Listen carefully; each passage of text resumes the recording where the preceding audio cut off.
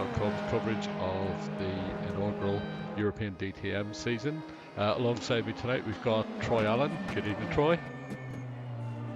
Yeah, good evening, Steve. And we've got our new superstar, Chris Stevens. Chris, welcome to Racing-Leagues.com and welcome to the DTM. How are you? Thank you. Yeah, I'm good. I'm good. Yeah, looking forward to it. Excellent, good stuff. So this is obviously just one of our pre-season tests. We're just checking out our broadcasting stuff as well for anybody who may have stumbled on us live. But feel free to make your way along to Racing-Leagues.com where you can find details of all upcoming events. So Chris, we'll just over to yourself first. This is a new series to ourselves, the DTM cars. Again, with the touring cars, big, powerful cars. Some people would refer to them almost as a single-seater with a car body. What would you say to that? I would absolutely agree. I mean, the DTM cars are almost nicknamed Formula One cars with roofs, and that's absolutely true. I think the amount of downforce that's on these cars is incredible, and the power is immense. You know, they're a real handful to drive, and it makes for amazing racing. Absolutely. Troy, yourself, you're used to the Australian V8s, obviously. What's your take on these cars? They look pretty good. They sound awesome as well, don't they? The looks and sounds are absolutely unbelievable. But look, I'm a man of brute, raw, untamed power and the sound and the unpredictability of a V8 supercar, personally. Yeah, well, you do have a V8 up front in these as well, so they're actually quite a bit faster than the V8s as well. And a little bit more spectacular, but I think that's more down to the aerodynamics and the technology that's in them, whereas the V8s are obviously they've got their own unique take on touring cars as well. But on screen we've got two of our top drivers out there. We've got Ian Hannon in the lead, and we've got the much delayed Brett Clark in second position. From my screen, Brett Clark has managed to unlap himself. Not as only unlapped himself, he's on the way up to catch Ian Hannon as well. So within a lap or two, we're going to have a bit of a fantastic battle on. We've just got Ian coming through the last corner on this famous Norris Ring circuit and onto the home straight. The pits are off on the right hand side there, and already we can see the number one Clark BMW on the way. It's within, I think, 3 seconds at the minute now, so should be popping up on the screen there. And he's starting to close down that gap at the minute as well. Ian's looking pretty comfortable at the minute, I would say. What would you guys think? He seems to be just cruising along there. Yeah, I'd say Brett's got some amazing speed right now. I think just looking at some of his lines as well. I mean, you can see it just there. Look at the amount of road he's using on the exit compared to Ian. Actually, just look how much he's closed on him in the first part of this lap. Brett's got some crazy speed here. Yeah, he's right underneath the wing down. And just actually looking at that, I've put my first commentator's foot in the mouth of this season so far. Troy, that's normally your job, so I'll take it off you. But Brett is still a lap down at the moment, so he's just actually unlapping himself. And you can tell, viewers on screen there, the DRS light hasn't lit up, so DRS isn't available unless you're on the same lap. And and they've ran into turn one there as well. That was a bit unnecessary, should we say? Yeah, it almost just looked like Brett was just in a bit of a hurry to get to the corner, and maybe thought Ian had already taken his turning point. Definitely. So we've got some fantastic camera views in Racing Experience of DTM here. We're just on the nose cam of Ian Hannon now coming into the last corner. Look at the amount of speed these cars take. I know he's ran very wide there. He's obviously letting Brett through the inside. I imagine, yep, there we have the number one BMW goes through on the inside, down through the pit straights. He's going to run out of time. He's now 47 seconds overall behind. A very good lap time around here is about 57 seconds. Ian's dropping 50.4 on that lap. So he's got quite a bit to go, and he's definitely going to run out of time on this one. One thing I'm also noticing here is if you have a look at Brett into the last turn here, he's consistently locking that front left tyre as well, so there should be probably a mark on that tyre, you would think, by now. Yeah, well, as we know from the 3 V8 Supercars Championships, he's not a man who is afraid to push the car to the limits and even beyond in many cases as well. And the minute he's putting on a little bit of a showcase of a drive here. we're just hanging off the rear wing of that Empire BMW, and we can see the Ian Hannon car disappearing down the way. So we should have the gap in a second as he crosses the line. Last lap was a 48.499 second lap. He's got a 48.2 on that lap as well. So he's definitely he's on qualifying pace at this rate, guys. That's a good lap considering Ian he lost the back end going into the final hairpin there, and that would have cost him speed all the way down the straight as well. So that's a good lap time. He's just got the TV graphics on here as well. We can see the gears and the RPM as well, and they're pulling quite a bit of speed down these straights. So we just sit on board with Ian now. He's up to third gear, fourth gear, grabbing fifth any second now. Fifth, there's 220 kilometers an hour down the straight before he hits the brakes for the final corner.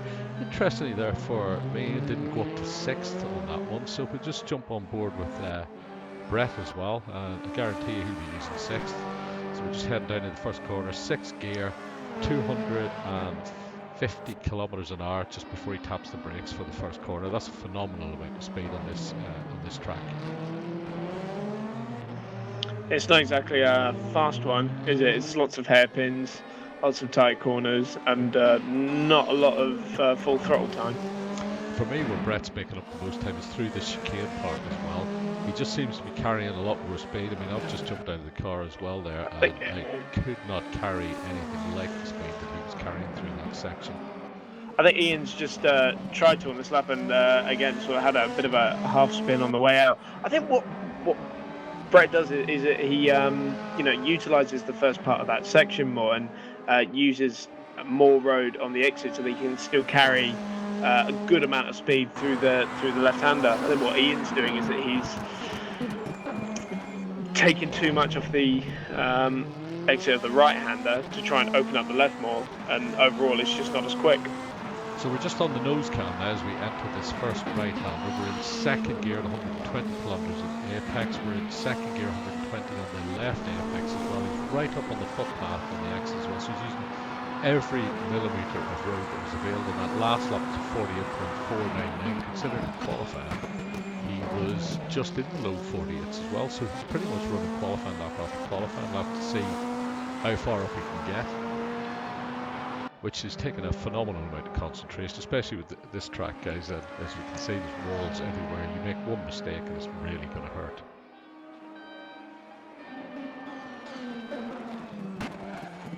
One thing I have noticed, but is as short and sharp as this lap is and as minimal as the turns are, it's still quite a technical track, because if you don't get your line, your exit right, it really does mess up your entire lap.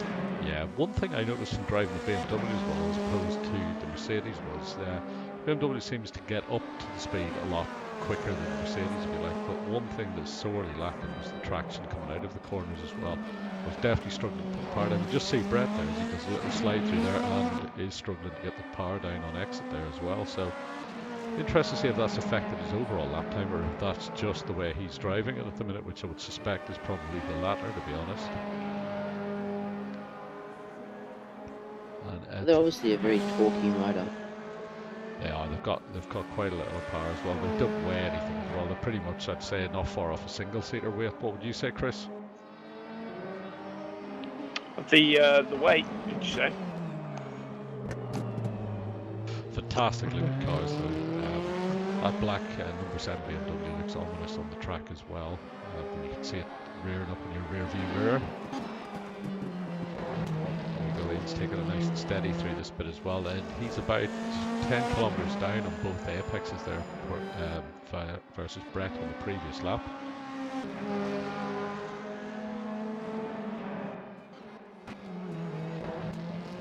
He just goes down to 35 seconds off Ian at the moment now. I believe there's only a few minutes left in the race as well. It's brought up race last lap on the TV graphics at the moment. I'll believe that when I see it.